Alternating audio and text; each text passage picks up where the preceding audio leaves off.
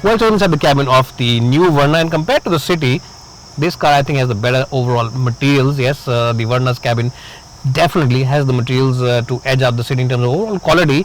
The top of the dashboard is made from soft materials. Even the smaller buttons and switches here are made from soft touch materials. You also get cool front seats, which is a big boon and definitely adds to the cool quotient. You also get completely digital dials, which really does make the Verna a very sporty place to be in.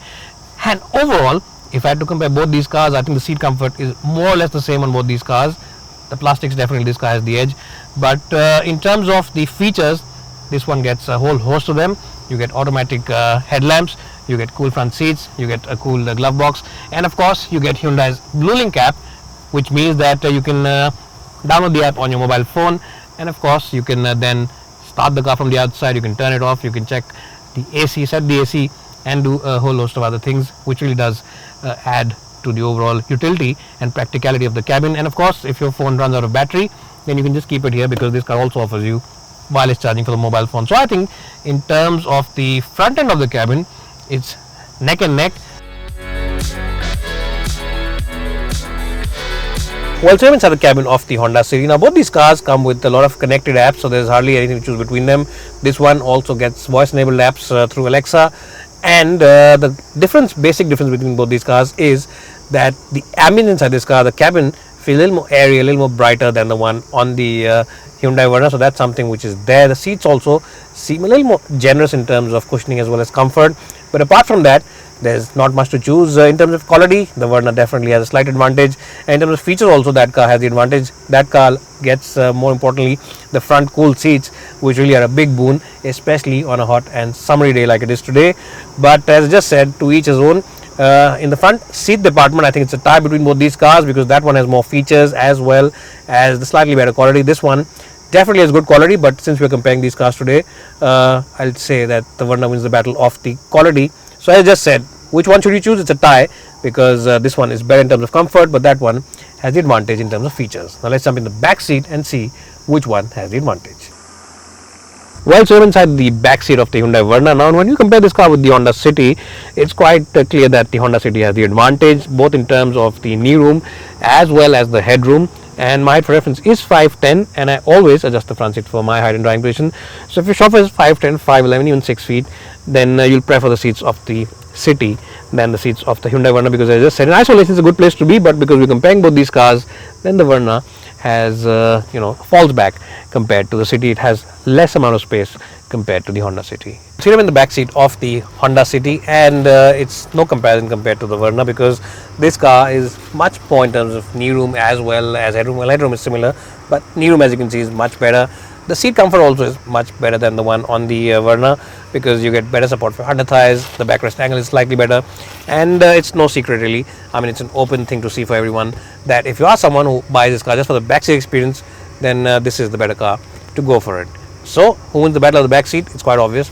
It is the Honda City. Now let's see how big the boot is on both these cars.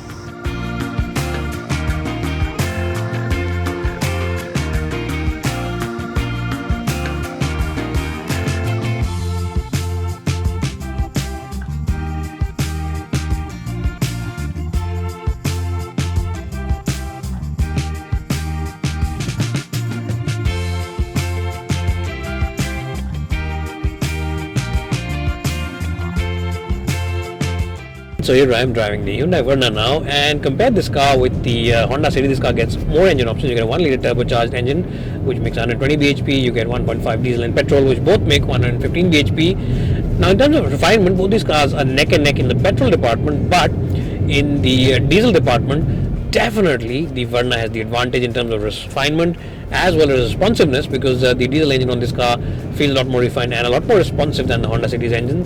So that is something which gives it the advantage if you're looking for a diesel. What also you like about this car is the fact that the steering wheel is very agile, very communicative, and it has the right amount of weight. It's neither too heavy and neither is it too soft, so you won't feel tired after a long day behind the wheel, and neither will you feel nervous when you take this car out on the highway. So it's got the right amount of weight as well in it. What you'll also enjoy about this car is the fact that it offers you a nice and crisp gearbox, and it's at par with the Honda City. No matter if you choose the petrol or the diesel, the gearbox on both versions is at par with the Honda City, and the clutch action is also very light, so it is a great car for people who call themselves keen drivers. Now this car has a slightly stiff suspension, which means that if you take it out on the highway, it feels nice and stable and reassuring, but when you're driving it in the city at slow city speeds, some of those badly passered roads can filter in. So that's something where the city has the advantage, because that car offers you the better composure, it offers you the better ride comfort, and definitely has the advantage in the backseat passenger department in terms of space as well as ride. But of course, if you call yourself a keen driver and if you're planning to buy a diesel only and you want more options, more variants, then this car has the advantage, because it just offers you that little bit extra in terms of the handling from the steering wheel, the crisp chassis, as well as a very good diesel engine. And as I just said, it's really neck and neck in the driver department between both these cars.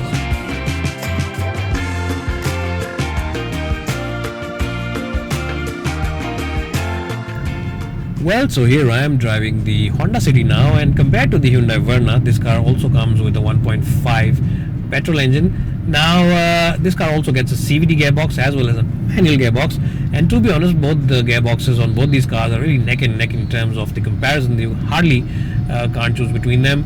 What you will like about this car though is that the refinement levels and the smoothness levels are very good.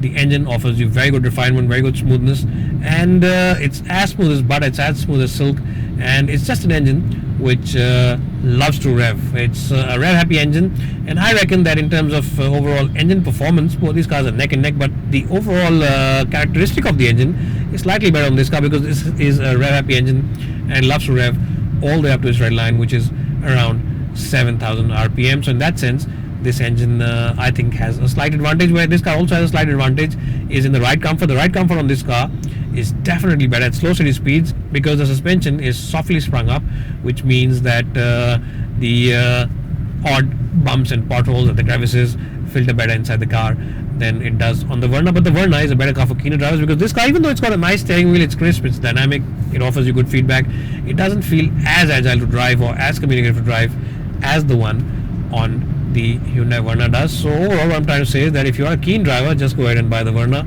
But if you are someone who prefers to drive his car himself or prefers the backseat experience, then I reckon that the City is the car for you, because it offers you a hassle-free driving experience, and you won't tire yourself out the entire day driving this car, because the steering wheel isn't as heavy as the one on the Verna, and neither is the suspension as stiff.